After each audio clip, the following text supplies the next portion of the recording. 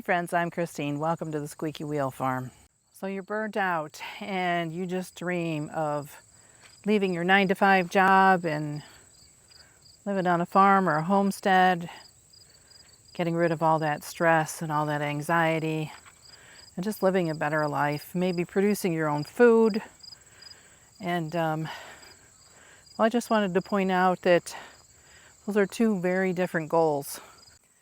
So let's talk a little bit about homesteading. Homesteading is growing your own food. Homesteading is being self-sufficient and focusing on growing the things that you're going to eat and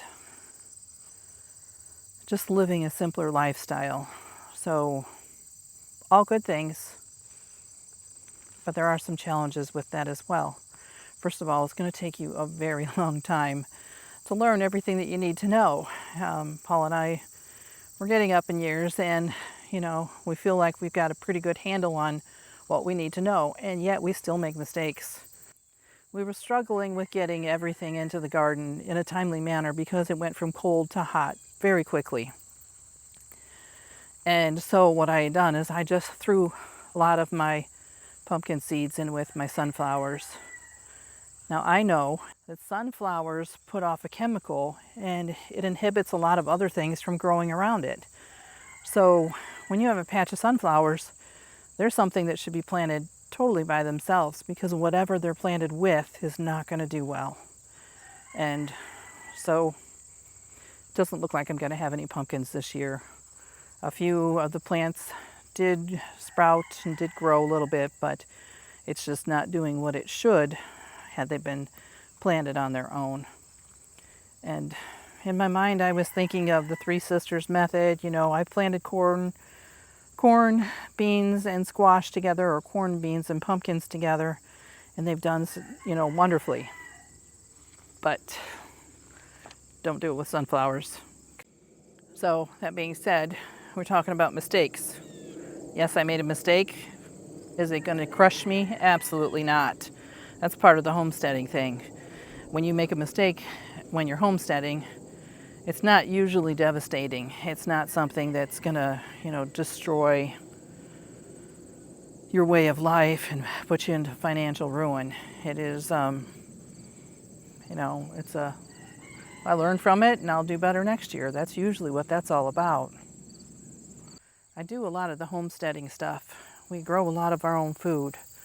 I grow a huge garden, and we raise chickens and, occasionally different other types of animals. So we're pretty self-sufficient. Now, that being said, we do have cattle. Do I milk cows? Do I make my own butter? No, I don't, because that is a stress that I don't want to have. That is an obligation. That is a twice a day thing that I would never be able to really leave the farm or be comfortable with, because you've got to milk those cows twice a day. And if you're making butter or any other product, cheese or whatever, you've got to do that in a certain time frame. So back to the farm life. When you're growing a crop or some animals for sale, you've got to really focus and make sure that you run it like a business. There's no nonsense. You're going to do things sometimes that you don't want to do. You're always going to be focused on buying low and selling high. So for instance, if we had square bales in the barn in the middle of January, we'd be unloading those onto a truck and taking them to the sale, because the highest price for hay is in January when, people run out of hay. So that's an example of selling high. So if you were paying attention and were listening to me, what I just explained to you is we're going to do the hardest thing to be able to be profitable, to be able to make a profit. It's things that other people don't want to do, and it works. If you're buying low and selling high, you're going to be doing what other people aren't doing because they don't want to. So another thing about farming is you have to line up your buyers before you start growing that crop or that group of animals. And If you don't, boy, you're just setting yourself up for failure. So it took us many, many years of trying different things before we finally figured out what's going to work best for us.